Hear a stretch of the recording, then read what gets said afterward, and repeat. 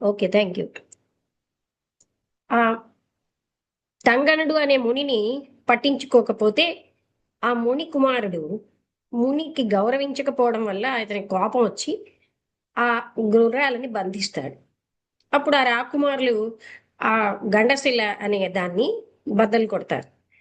అప్పుడు ఆ ముని కుమారుడు అందులోంచి వచ్చి ఒకేసారి ఇంతమంది సైన్యాన్ని ఓడించి ఆ రాకుమారులని ఆ గుర్రాన్ని గండశిలలో బంధిస్తాడు. అప్పుడు కొంతమంది సైనికులు పారిపోయి రాజుగారికి వెళ్ళి ఈ విషయం చెప్తారు. రాజుగారు విషయం తెలుసుకుని తన తమ్ముడు అయిన మహాసేనుడు అనే ఆయన్ని అక్కడికి వెళ్ళమని, ఆ అశ్వాలను తీసుకురమ్మని, ఆ పిల్లల్ని నేను కానీ నువ్వు ముని కుమారుడితో కాక మునితో మాట్లాడని చెప్తాడు. అయితే అక్కడికి వెళ్ళేసరికల్లా ఆయన ఫస్ట్ ఆ మునికి నమస్కరించి స్తోత్రాలు తోటి ఆయన్ని ఎంతో భక్తి శ్రద్ధలతో ఉంటాడు. అప్పుడు ఆ మునికుమారుడు సంతోషించి రాజా మీకేం కావాలని అడుగుతాడు. అంటే నాకు ఈ మునితో మాట్లాడాలనుంది. అంటే ఇతను కొన్ని సంవత్సరాలే, ఒక 6-7 సంవత్సరాలే తపస్సులోకి వెళ్ళాడు. ఇంకా కొన్ని సంవత్సరాలు తపస్సులో ఉంటాడు మరి. కానీ నువ్వు అన్న మాట, నేను అన్న మాటని నేను నిలబెట్టుకోవాలి గనక నేను సూక్ష్మ శరీరంలో వెళ్ళి అతన్ని లేపుతాను అని. అప్పుడు ఆ విధంగా చేసాక రాజు ఈ మహాసేనుడు ఇలాగ అశ్వమేధయాగం చేస్తున్నప్పుడు ఆ గుర్రాలని వీళ్ళు బంధించారని చెప్తే అప్పుడు ఆ ముని ఏమో అలా బంధించొద్దని, రాజు ఏం చేసినా ప్రజల శ్రేయస్సు కోసమే గనక అది ఆ అశ్వాలను వదిలిమని, అలాగే రాకుమారులని కూడా విడిచిపెట్టమని చెప్తే ముని కుమారుడు అలాగే చేస్తాడు. అయితే ఈ మహాసేనుడికి ఏంటంటే గండశిల చూస్తే చిన్నది, ఇంతమంది సైన్యం అందులో ఎలా పట్టారు అన్నది అర్థం అవ్వలేదు. అప్పుడు ఆ ముని ఏమంటాడంటే ఇతనికి ఆ గండశిల లోపల అంతా చూపెట్టంటాడు అని అతని ధ్యానంలో అదే తపస్సులో వెళ్ళిపోతాడు. అప్పుడు ముని కుమారుడు ఆ అంటే తంగండి కుమారుడు అతనిని అందులోకి ఆ గండశిలలోకి తీసుకువెళ్ళాలి. కానీ గండశిలలోకి తీసుకువెళ్ళాలంటే లింగ శరీరంతో రావాలి. అందుకని రాజా నువ్వు లింగ శరీరంతో రా అంటే నాకు రాదు అలా లింగ శరీరం నుంచి భౌతిక శరీరం నుంచి విడిపడ్డం అంటాడు. అంటే అప్పుడు ఆయన తన లింగ శరీరాన్ని విడదీసి లింగ శరీరంతో మునికుమారుడు లోపలికి ఆ గండశిల లోపలికి తీసుకెళ్తే అక్కడ ఎంతో పెద్ద లోకాలు, ఆ తర్వాత సూర్య చంద్రాదులు, ఆ ఇంకా అంతా చాలా దివ్యంగా ఉంటుందన్నమాట. కానీ మధ్యలో ఇతనికి భయం వేసి రాజా అంటే మునికుమారుడు తోటి అంటాడు నన్ను విడిచిపెట్టకు సుమి అని. ఆ విధంగానే అతన్ని పట్టుకుని తీసుకుని వెళ్తాడు. ఆ తర్వాత అక్కడ బ్రహ్మ విష్ణు మహేశ్వరుల స్థానంలో కూడా మునికుమారుడు ఉంటాడు. వాళ్ళని అతను అప్పుడు ఈయన స్థితి ఆయనకు అర్థం అవుతుంది. అయితే అంతా చూసి గొప్ప ఆనందపడి బయటికి వచ్చేసరికల్లా అక్కడ ఒక రోజు, ఇక్కడ 1,20,00,000 సంవత్సరాలు అయిపోతుంది. అంటే అప్పుడు అదేంటి ఇదంతా కొత్తగా ఉంది ఈ లోకం, అంటే మళ్ళీ లింగ శరీరం నుంచి భౌతిక శరీరంలో ప్రవేశపెట్టాక ఆ మహాసేనుడు అంటాడు ఇదేమిటి ఈ లోకం ఇంత మారిపోయింది, అంత కొత్త కొత్తగా ఉంది అంటే అక్కడ మనకు ఒక రోజే, ఇక్కడేమో 1,20,00,000 సంవత్సరాలు అయిపోయింది అంటాడు. అందుకనే సముద్రాలేమో మైదానాలు అయిపోయి, మైదానాలు సముద్రాలయ్యాయి, కొండలేమో మామూలుగా అయిపోయి అని సమయంతో పాటు అంత మార్పు అన్నది వస్తూనే ఉంటుంది. ఆ నువ్వు నీ యొక్క అన్నయ్యన రాజు స్థానంలో ఇప్పుడు చాలా పెద్ద అంటే ఎంతో మంది మారి ఇప్పుడు ఇంకొక అతను ఉన్నాడు, వాళ్ళందరూ ఇంకా ఉండరు కదా ఇన్ని సంవత్సరాలు అయిపోయిందని. అది వినగానే ఈయన ఏడవడం మొదలెడతాడు. అప్పుడు మునికుమారుడు ఈయన అజ్ఞానాన్ని పోగొట్టాలని రాజా నువ్వు ఇంత జ్ఞానం ఉండి ఎందుకు ఏడుస్తున్నావు అని అడుగుతాడు. నువ్వు ఏడవడం వల్ల ఏమైనా లాభం ఉంటుందనా ఏడుస్తున్నావు? చనిపోయిన వాళ్ళు తిరిగి వస్తారనా? ఎందుకు ఏడుస్తున్నావు అని అడుగుతాడు. అంటే మునికుమారా నీకు తెలియదా, ఒక్కళ్ళు చనిపోతేనే ఎంత దుఃఖం వస్తుంది, ఇంతమంది చనిపోయారు మరి ఎంత దుఃఖం వస్తుంది అంటాడు. మునికుమారుడు అంటాడు నా అన్న పరిభాషకు అర్థం ఏమిటి, నీకు నీ రక్తాన్ని పంచుకొని పుట్టిన వాళ్ళ, అలా అయితే నీతో పాటు ఎన్నో క్రిమికీటకాదులు కూడా పుట్టేయి, అవి చనిపోయినా నువ్వు ఏడవాలి కదా. మరి అదే పరిభాష రక్తాన్ని పంచుకున్నారు అన్నదే పరిభాష అయితే మరి వాళ్ళు కూడా చనిపోయినప్పుడు నువ్వు ఏడవాలి అంటే నువ్వు ఏడవటం లేదు కదా, అందుకని అది నా అనేది అది కాదు, అందుకని నా అనేది కేవలం ఒక మిథ్య మాత్రమే. ఆ తర్వాత నువ్వు అలా ఎన్నో జన్మలు ఎందరితోనో గడిపావు, అవన్నీ నీకు గుర్తు లేకపోవచ్చు అని ఆయన చెప్తాడు. అంటే అప్పుడు మునికుమార్ యొక్క మాటలకి ఆయన అయినా కూడా కొంచెం ఇంకా ఆయన చెప్తాడు, అసలు నువ్వు ఎవరు అనుకుంటున్నావు, నీ బాడీ నువ్వా, నీ శరీరమా నువ్వు, నీ శరీరానికి కూడా అంటే నా శరీరం అంటున్నావే, నువ్వు నీ శరీరాన్ని అయితే నా శరీరం అనవు కదా, అలాగనే నా వాళ్ళు అంటున్నావు, అది ఆ నా అనేది అంటే నువ్వు కాదు గనకే కదా, నీ శరీరమే నువ్వు కానప్పుడు వాళ్ళందరూ నీ వాళ్ళు ఎలాగవుతారు అని ఇలా దుఃఖించడానికి అర్థమే లేదనగానే ఆయన కొంచెం తేరుకుంటాడు. ఆ తర్వాత ఈ అసలైన నువ్వు దేశకాలాలకు అతీతంగా ఉన్నావు, కాలంతో నీకు సంబంధమే లేదు అని ఆయన చెప్తాడు. అయితే అదేంటి అక్కడ అంత చిన్న గండశిలలో అంత పెద్ద లోకాలు పట్టాయి, అన్ని లోకాలు ఎలా వచ్చాయి అనంటే అది భావనా మాత్ర జగత్ ఇది, అంటే నీ భావన వల్లే జగత్ ఏర్పడుతోంది, అయితే మేము భావిస్తే మాకు జగత్ ఎందుకు ఏర్పడటం లేదంటాడు. మీ భావనకి ఇక్కడ మీరు ఒక క్షణం భావించి మళ్ళీ వెంటనే సందేహిస్తూ ఉంటారు, ఆ భావన అంటే ఆ పూర్వజన్మ కృతం యొక్క ఆ తపస్సు ఫలితం వల్ల ఆ భావనా సిద్ధి అన్నది వస్తుంది, నువ్వేమో నీ భావనలో స్థిరమైనటువంటి భావన అందులో డౌట్ లేకుండా ఉన్నప్పుడు అది తప్పకుండా నెరవేరుతుందని అలాగే చెప్తాడు.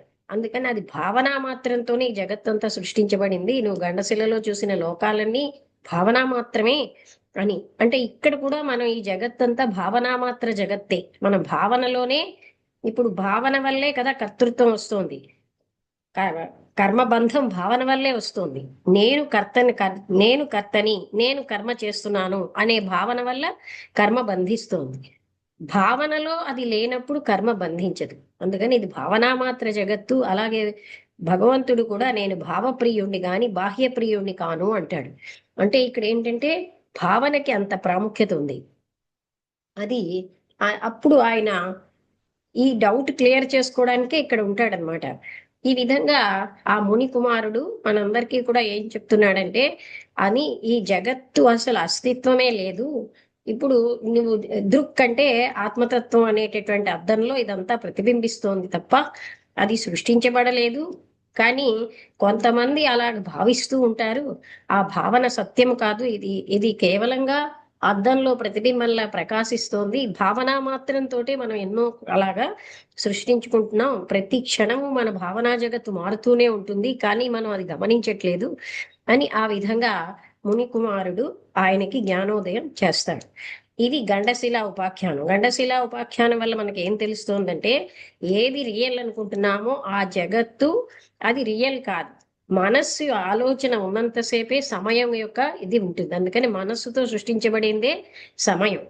అందుకే కృష్ణమూర్తి గారు కూడా మైండ్ ఉంటేనే టైం ఉంటుందంట, టైం ఎప్పుడు టైంలెస్ అని తెలుసుకోలేదు, అంటే సమయంతో మనం సమయాతీతమైన దాన్ని, నేను నాకు ఒక 2 నెలలు సాధన చేయాలండి, 2 ఏళ్ళు సాధన చేయాలండి ఆ దైవ అసలైన ఆత్మతత్వాన్ని తెలుసుకోవడానికంటే అది కుదరదు, అది ఏ క్షణంకి ఆ క్షణంలో జరగాల్సిందే కానీ అది కేవలం పోస్ట్ పోన్మెంట్ అయిపోతుంది, అంటే సమయంతో సమయాతీతమైన దాన్ని మనం పట్టుకోలేము, సమయం అనేది ఆలోచనకు సంబంధించింది, అందువల్ల భావన అనేది భావనా మాత్ర జగత్ ఇదంతా.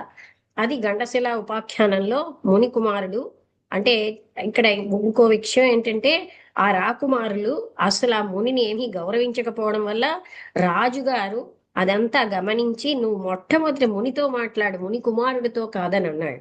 అంటే మునితో మాట్లాడడం వల్ల మునికి ధర్మాధర్మ విచక్షణ అన్ని తెలియడం, ముని చెప్పిన దాన్ని ముని కుమారుడు తప్పకుండా పాటిస్తాడని, అందుకని మునితో మాట్లాడడానికి ఆయన అడగగానే ఆయన మాట ప్రకారం మునితో మాట్లాడిస్తాడు. ఆ విధంగా ఆ ఆ అశ్వమేధయాగం పూర్తి చేయడానికి వాళ్ళందరినీ విడిచేయడం కాకుండా ఈ మహాసేనుడు కూడా జ్ఞాని అవుతాడనమాట. ముని కుమారుడు చెప్పిన జ్ఞానోపదేశంతో ఈయన అంతా అవగాహన చేసుకుని తాను కూడా అందులో లయం అవుతాడు. ఇది గండశిల ఉపాఖ్యానం. అయితే ఇందులో దేహము దేహి, దేహి అంటే దేహంలో ఉన్నవాడే దేహి, అంటే మనం క్షేత్రజ్ఞ అంటాం, క్షేత్రజ్ఞుడు అన్నా దేహి అన్నా ఒకటి. అంటే దేహంలో ఉన్నవాడిని దేహి అంటాం. అది అయితే జగత్తు కేవలంగా భావన మాత్రమే అనేది మనం తెలుసుకున్నాం. మనం ఇక్కడ కూడా అందుకనే ఎందులోనైనా ఇది జగత్తుగా భాసిల్లుతోంది అంటారు. తర్వాత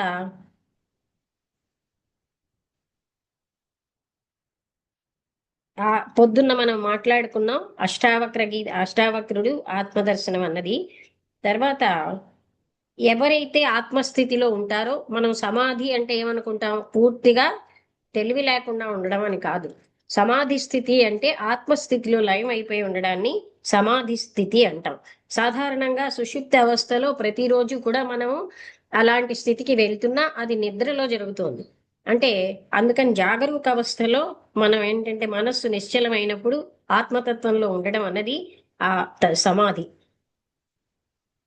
తర్వాత దృక్కు దృశ్యము. దృక్కు అంటే ఆత్మతత్వం, దృశ్యం అంటే కనబడే జగత్తు.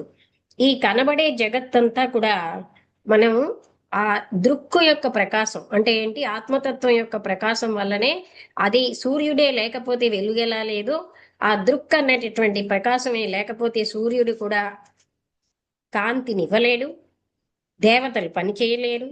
సమస్తము కూడా దృక్కు వల్లనే జరుగుతోంది. అందుకే ఏది సత్యము అంటే దృక్కు ఒక్కటే సత్యం. దృశ్యం అన్నది అది కేవలం మిథ్య.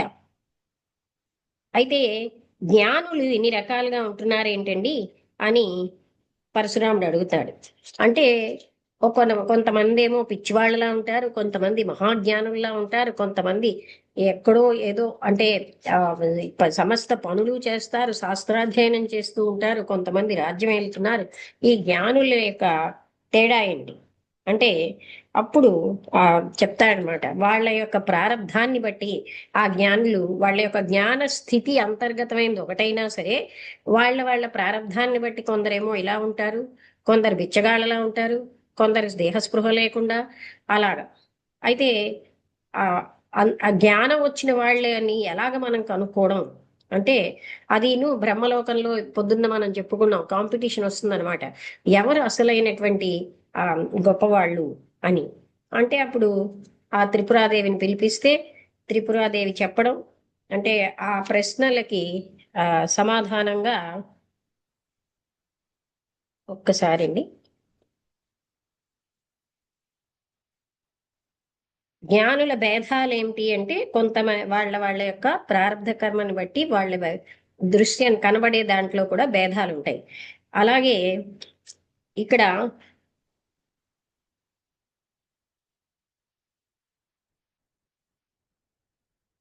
జ్ఞానుల లక్షణాలంటే కొందరు ఉత్తమ జ్ఞానులు, మధ్యమ జ్ఞానులు, అధమ జ్ఞానులు అని మూడు రకాల జ్ఞానులు ఉంటారు. ఉత్తమ జ్ఞానులని ఎవరిని అంటామంటే, ఎవరైతే పూర్తిగా అంటే ఆ జ్ఞాన ఆత్మస్థితిలో ఉండి సర్వ కర్మలను చేస్తూ కూడా అదే స్థితిలో ఉన్న వాళ్ళని ఉత్తమ జ్ఞానులు అంటాం. ఎవరైతే సమాధి స్థితిలో అంటే స్పృహ లేకుండా కేవలం అందులో ఉండిపోయి ఏ కర్మలు చెయ్యకుండా ఉన్న వాళ్ళని మధ్యమ జ్ఞానులు అంటాం. అధమ జ్ఞానులు అంటే వాళ్ళు ఒకసారి బయటికి వస్తూ ఉంటారు, మళ్ళీ ఆ స్థితిలోకి వెళ్తారు. అలాగ మూడు రకాలుగా వాళ్ళ వాళ్ళ స్థితులను బట్టి అందరికంటే బాహ్యమైన కర్మలన్నీ చేసి ఏ కర్మని అంటించుకోకుండా ఆ తాను ఆ సమాధి స్థితిలో ఉన్నవాడినే ఉత్తమ జ్ఞానులు అంటాం. అంటే అలాంటి వాళ్ళలో జనకుడు మొదలైన మన హేమచూడు ఇలాంటి వాళ్ళు ఆ జ్ఞాన స్థితిలో ఉండి సమాధి స్థితిలో ఉండి కర్మలన్నీ చేశారనమాట. అయితే ఈ విధంగా ఇక్కడ ఒక్కసారి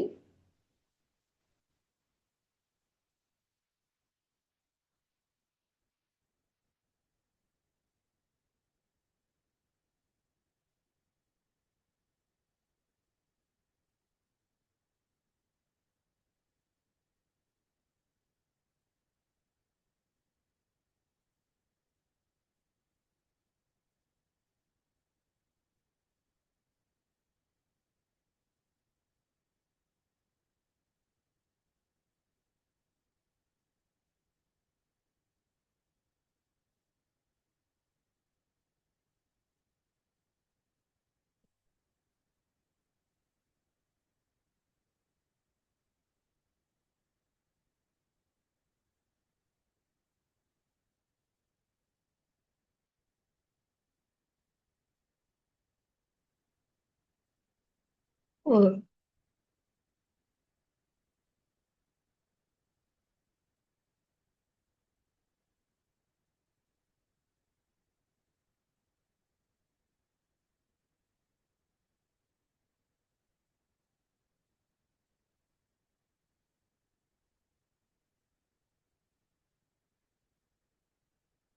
ఇక్కడ గురువు గారిని అంటే ఇదే విధంగా బ్రహ్మ సూత్రాల్లో లాగా ఈ రత్నాకరుడు అనే ఆయన తన శిష్యులకి ఈ త్రిపుర రహస్యాన్ని చెప్తూ ఉంటాడనమాట.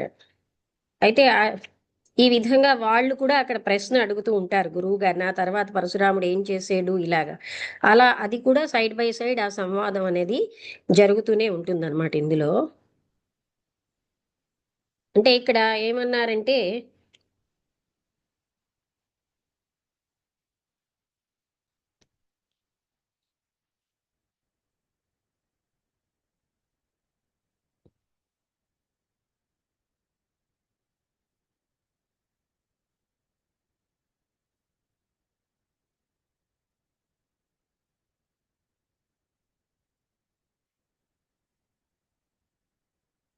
దృక్కు దృశ్యము అనేది కనబడేదంతాను. అంటే ఇక్కడ గురుదేవ నేను చిద్రూపుడననే భావన నాకు కలగటం లేదు, ఈ దేహాన్ని నేను అనే భావన కలుగుతోంది ఎందుకని అని అడుగుతాడు. అంటే మీరు ఎన్ని చెప్పినా దేహం నేను అనే భావనే నాకు అవుతోంది అని. అంటే నేను దేహము అనే భావన కలుగుతోంది అంటే ఆత్మగా అనిపించట్లేదు.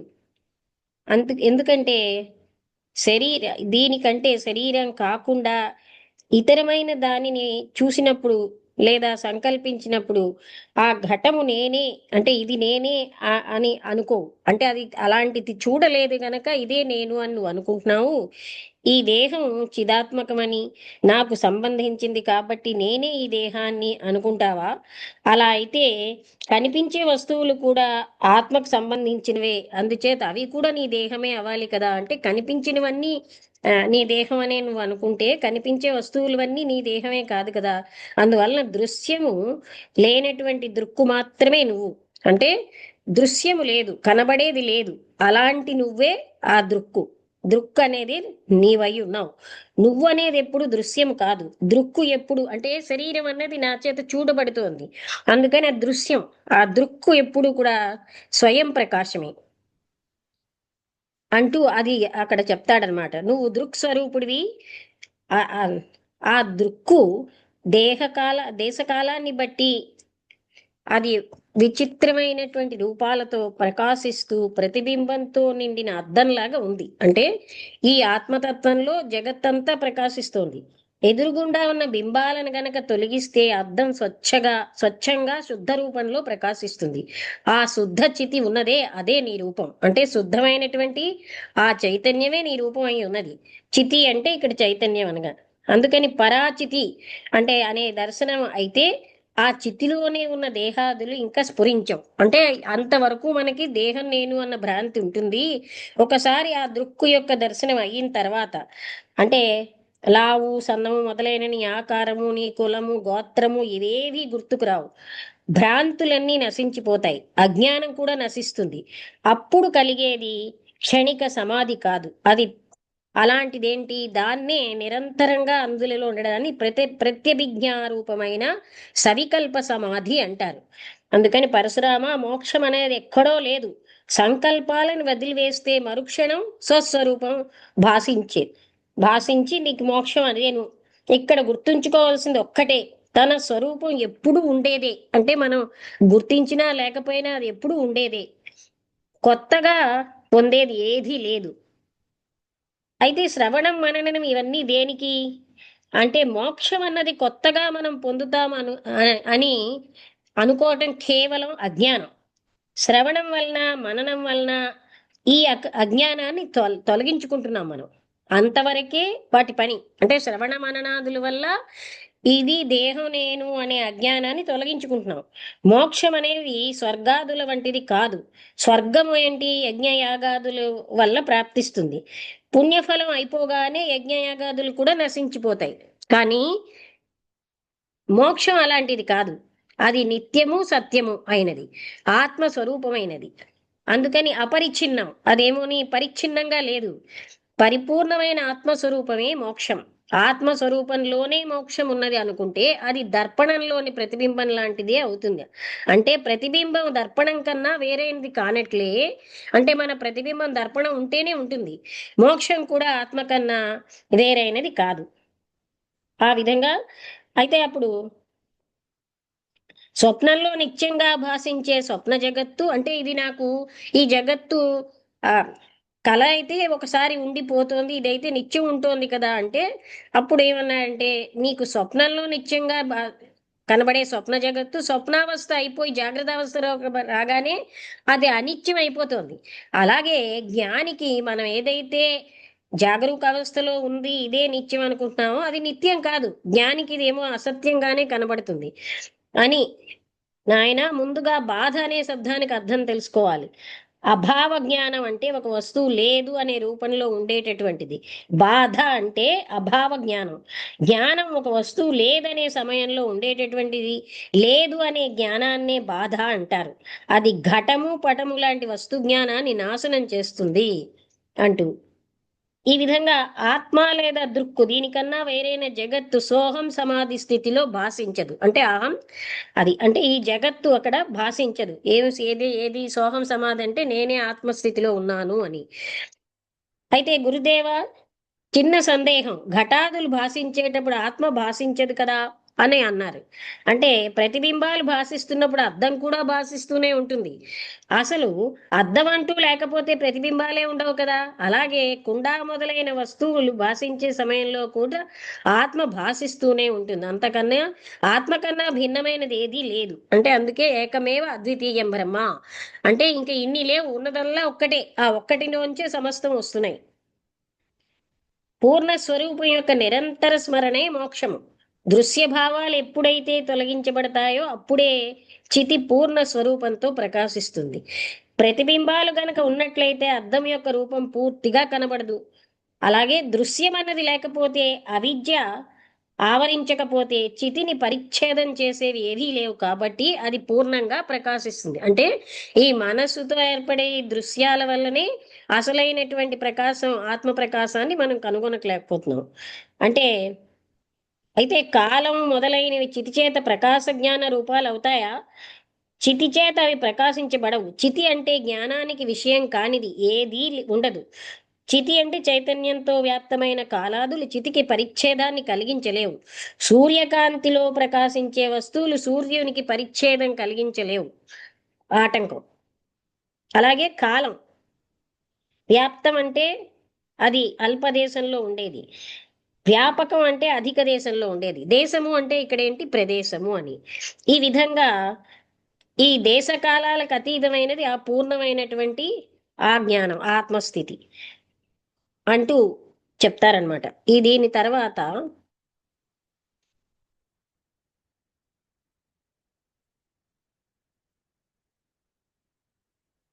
ఇంకా ఇతను ఏమిటి అడుగుతాడంటే మహాన్ దయచేసి ఒక అనుమానం చెప్తాడనమాట. అదేమిటంటే త్రాడులోని పాములాంటి అసత్య పదార్థాలు ఎందుకు పనికిరావు. ఎండమావుల వల్ల దప్పిక తీరదు, పైగా అవి స్థిరంగా ఉండవు. ప్రపంచంలోని అన్ని పదార్థాలు స్థిరంగానే ఉంటాయి, వాటి వల్ల కొంత ప్రయోజనం కలుగుతుంది కదా. కనిపించేదంతా భ్రమ అంటున్నారే, అసలు భ్రాంతి కూడా అందరికీ ఒకే రూపంలో ఎందుకు కలుగుతోంది? ఇది కూడా మన అందరికీ సంబంధించిందే. త్రాడుని చూసి అది పామే అని ఎందుకు అనుకోవాలి? నీటి ధార లేదా కర్ర అనుకోవచ్చు కదా. దూరంగా ఒక మొద్దును చూసినప్పుడు అది మనిషి, చెట్టు, దెయ్యము ఇలా రకరకాలుగా అనుకోవచ్చు కదా. మహానుభావ దయచేసి నా ఈ అనుమానాలను తీర్చండి అని అంటాడు. అప్పుడు పరశురామ చాలా మంచి ప్రశ్నలు వేశావయ్యా అంటే దత్తాత్రేయుల వారు అంటారు, వీటన్నిటికీ సమాధానాలు చెప్తాను విను. చితి త్రిపుర ఒక్కటే అయినప్పటికీ విచిత్ర రూపాలతో ప్రకాశిస్తున్నది. అదే చెప్తున్నారు, అద్దం ఒకటే అయినా అందులో అనేక ప్రతిబింబాలు కనిపిస్తున్నట్లే ఇది కూడా జరుగుతోంది. మనస్సు స్వప్నంలో దృశ్యము దష్టలుగా కనిపిస్తోంది, సుషుప్తిలో నిర్వికారంగా ఉంటుంది. అలాగే చితి కూడా చిత్ర విచిత్ర ప్రపంచంగా భాసిస్తోంది. రెండుగా ఉన్నట్లు కనిపించినంత మాత్రాన ద్వైతం ఉన్నదని కాదు. స్వప్నంలో చితి చైతన్యం రెండు కనిపిస్తున్నాయి, అయినా అది సత్యం కాదు కదా. స్వప్నంలో కనిపించే ద్వైతం సత్యం కాదు కదా. అంటే మనకు ఎన్నో చూస్తూ ఉంటాం, అది ఏవి సత్యం కాదని మనకు తెలుస్తోంది. లోకంలో ప్రకాశము నేత్రము, ప్రకాశ్యము పటము అంటే ప్రకాశించేది, ఈ రెండు ఉన్నప్పుడే ఘటం కాని పటం కాని ప్రకాశిస్తుంది. కాబట్టి ప్రకాశము కన్నా ప్రకాశ్యం వేరుగా ఉండాలి. అంటే కన్ను వేరు ఘటము లేదా పటము వేరన్నమాట. ఇలా ఉన్నాయంటే ద్వైతాన్ని అంగీకరించినట్లే అనటం సరికాదు. లోకంలో కన్ను లేకపోయినా వస్తువు తెలుస్తుంది. అంటే ఉదాహరణకి ఎలాగా, గుడ్డివాడికి రెండు వస్తువుని చేత్తో తడివి తెలుసుకుంటాడు. కాబట్టి లోకంలో ప్రకాశము ప్రకాశ్యము రెండు ఉండి తీరాలనే మాట సరికాదు. చితి విషయంలో ఈ దోషం ఉండదు. అద్దం లేకపోతే ప్రతిబింబాలు లేనట్లే చితి ప్రకాశం లేకపోతే దృశ్యం ఉండదు. గుడ్డివాడు కళ్ళు లేకపోయినా మనసుతో కుండను గుర్తిస్తాడు. అక్కడ మనసు కూడా చితి చేతనే ప్రకాశించబడుతోంది. అది కాబట్టి ప్రకాశము ప్రకాశ్యము వేరు వేరు కాదు. అందుచేత ద్వైత ప్రసక్తి లేనే లేదు అని చెప్తాడు. మనస్సే స్వప్నంలో ద్రష్ట దృశ్యము దర్శనముగా మారింది. జాగ్రత్తావస్థలో కూడా మనస్సు ఆ మూడు విధాలుగానే ప్రకాశిస్తోంది. అంటే చూసేవాడు, చూడబడేది, చూడడం. మనస్సును కరణం అన్నాం.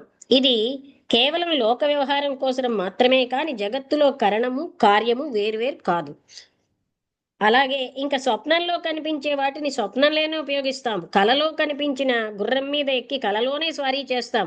కలలో కనిపించిన గొడ్డలితో ఆ కలలోనే చెట్టును నరుకుతాం. అయితే ఈ కళ అనేది అంతా అసత్యమే. అలాగే లోకంలో కనిపించేవి కూడా లోక దృష్టిలో ప్రయోజనకరములే అయినప్పటికీ నిజంగా అవి సత్యాలు కావు. కళ ఏ విధంగా నిజం కాదో ఈ లోకంలో కనిపించేవి కూడా అలాగే నిజం కాదు. కలలో కనిపించిన గొడ్డలి అసత్యమైనప్పుడు ఆ గొడ్డలితో చెట్టు నరకటం కూడా అసత్యమే కదా. ఈ రెండు అసత్యమైనప్పుడు వీటికి కారణమైన కళ కూడా అసత్యమే. అదే విధంగా లోకంలో కనిపించే అసత్యమైనప్పుడు వాటికి కారణమైన మనస్సు మాత్రం సత్యం ఎట్లా అవుతుంది? అంటే కార్యరూపమైన లోకము లేదు, కరణరూపమైన మనస్సు లేదు. అది మరి బంధమోక్షాలకు మనస్సే కారణం అన్నారు కదా. ఆ పరమేశ్వరియే గారడీవాడిలాగా ఈ లోక వ్యవహారం నడిపిస్తోంది. ఒక్కొక్కసారి ఏమీ చెయ్యకుండా నిర్వికారంగా ఉంటుంది. ఆ దశలే బంధమోక్షాలు. పరశురామ ఇక చిత్తతత్వాన్ని చూడు. సర్వవ్యాపకత్వము, సూక్ష్మత్వము, నిర్మలత్వము, నిరాకారము, సర్వాధారము మొదలైన గుణాలు ఆకాశానికి ఆత్మకి రెండింటికి ఉన్నాయి. అయితే ఈ రెండింటికి తేడా ఒకటే, ఆకాశానికి చైతన్యం లేదు. అంతే కదా. ఆత్మకి చైతన్యం ఉంది. వాస్తవంగా చూసినట్లయితే చైతన్యపూరితమైన ఆత్మయే ఆకాశం, ఆకాశమే ఆత్మ. ఈ రెండింటికి భేదం లేదు. ఈ విధంగా అంటే గుడ్లగూబ ఏంటంటే మనం ఆ పట్టపగలు దానికి చీకటిగా ఉంటుంది. అలాగే అజ్ఞానులు ఆత్మను ఆకారం అని భ్రమిస్తారు, ఆకాశం అని. ఆకాశంలో చిదాత్మను దర్శిస్తారు. పరమేశ్వరి తానే అనేక రూపాలుగా ప్రకాశిస్తోంది. గారడీవాడు తన శక్తితో అనేక రూపాలలో కనిపిస్తాడు. ఆ రూపభేదం చూసేవారికి మాత్రమే తెలుస్తుంది, కానీ గారడీవాడి దృష్టిలో ఆ తేడా లేదు. అలాగే జీవులు పరమేశ్వరుని మాయ ఆవరిస్తుందని నమ్ముతారు, కానీ ఆమె దృష్టిలో అసలు మాయే లేదు. పరమేశ్వరి యొక్క స్వతంత్ర శక్తే మాయ. ఈ విధంగా ఆయన సమాధానం చెప్తారనమాట. పూర్ణమైన పరాచితికి పరిచ్ఛేదం రావటం అంటే ఏమిటి అని మళ్ళీ పరశురాముడు అడిగితే, పరాచితి జగత్తులోని దీపాలన్నింటికన్నా విలక్షణమైన కాంతి కలది. అది పరిపూర్ణ ఆత్మ సమస్త రూపాలలోనే విస్తరించి ఉంటుంది. దానిని పూర్ణాహంభావం అంటారు. ఆ పూర్ణచితి తన సంకల్పం వల్ల తనదే అయిన ఒక దేశంలోనో కాలంలోనో విశ్రమించటాన్ని అహంభావము అంటారు. ఈ విధంగా ఆయన తన ప్రశ్నలకి మరి ఆ భ్రమ ఎందుకు కలుగుతోందని మరొక ప్రశ్న వేశాడు. గురూపదేశం పొంది వేదాంతాన్ని విని కూడా వారు అంతర్ముఖులు కావడం లేదు. వారి దృష్టి కేవలం బాహ్య విషయాల మీదనే ఉంటుంది. అలాంటి వారు అంతర్ముఖులు కానంత వరకు గురూపదేశము, శాస్త్ర పరిజ్ఞానము నిష్ప్రయోజనం. నిధిధ్యాసం లేకపోతే ఈ భ్రమ తొలగిపోదు. అయితే మనసు ఆత్మ ఒకటే అయితే ప్రసూత ప్రమాణం అనే భేదం ఎలా కుదురుతుంది? ఆకాశంలో ఉన్న జడశక్తిని ప్రధానంగా తీసుకున్నప్పుడు మనస్సును ప్రమాణమని, దానిలోని చిచ్చక్తిని గ్రహించేటప్పుడు ఆ మనస్సునే ప్రమాత. ఇవన్నీ పదాలు. జీవుడు అని అంటున్నాం. ఆకాశం మిక్కిలి కోమలంగా, శిథిలంగాను, నిర్మలంగాను ఉంటుంది. దీనిలో కాఠిన్యము, సరళత్వము, ఘనత్వము కల్పన చేసినప్పుడు పంచభూతాలు ఆవిర్భవిస్తాయి. అది ఏ రకంగా అంటే ఆకాశానికి స్పర్శ కలిగించినప్పుడు వాయువు అవుతుంది.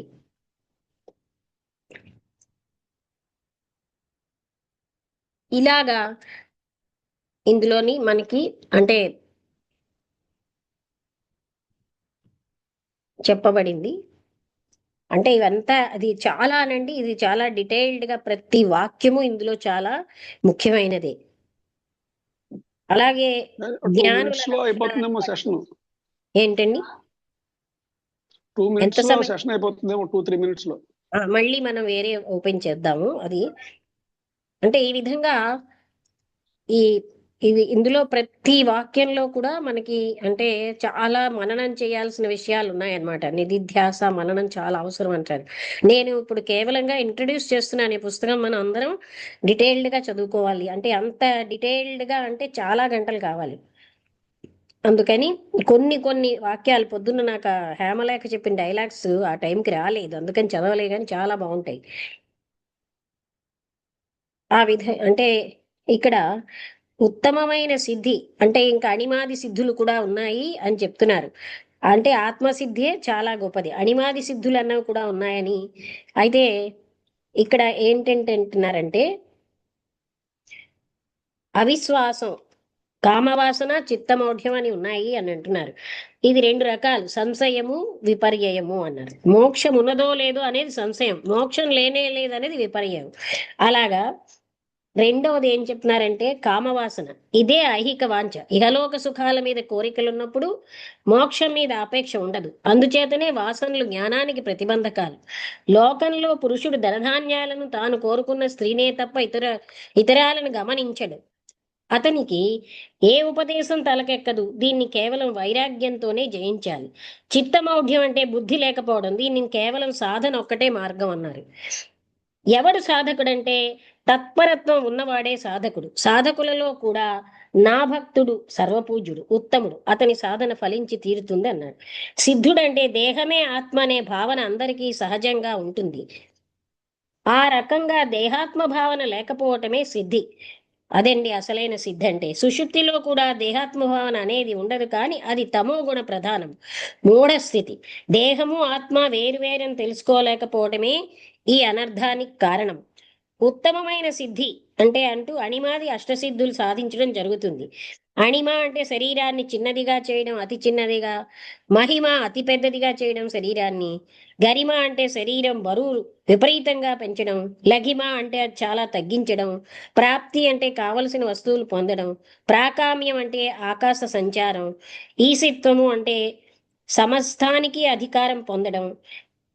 వసిత్వము అంటే సమస్త భూతాలని లోబర్చుకోవడం. ఇలాంటివి ఈ 8ంటిని అష్టసిద్ధులు అన్నారు. సిద్ధులలో శ్రేష్ఠుడు జ్ఞాన సిద్ధులో ఉత్తమ, మధ్యమ, అధమ అని 3 రకాలు ఉన్నాయి. ఉత్తములు తమ పని తాము చేస్తూనే మిగిలిన పనులు కూడా చేయగలుగుతారంటే సమాధి స్థితిలో ఉంటూ అన్ని పనులు చేసిన వాళ్ళు ఉత్తములు అంటూ అది జ్ఞానుల యొక్క స్థితి లక్షణాలు చెప్పబడ్డాయి. ఈ విధంగా ఆ తర్వాతది అంటే మనకి ఇంకా చాలా ఇంట్రెస్టింగ్గా ఉంటుందండి. అందులో ఒక రాక్షసుడికి ఇక మధ్యమ శ్రేణి జ్ఞానులు ఇవన్నీ మనం తెలుసుకున్నాం కదా. అలాగే ఇక్కడ ఇంకా బ్రహ్మరాక్షసుడి కథ ఉన్నదనమాట.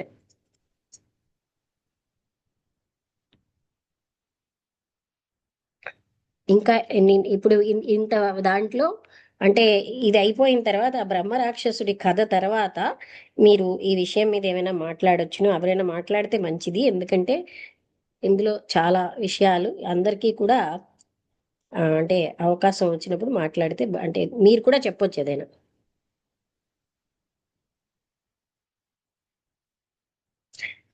ఈ విధంగా అవి అంటే ఇందులోనేమో మనకి చాలా విషయాలు అసలైనటువంటి ఆత్మస్థితి ఏంటి, జగత్తు యొక్క నిత్యత్వం ఏమిటి, మనం ఏదైతే పూర్తిగా ఇదే సత్యం అని అనుకుంటున్నామో అది అద్దంలో ప్రతిబింబం లాంటిది అని మనకు చూపించారు.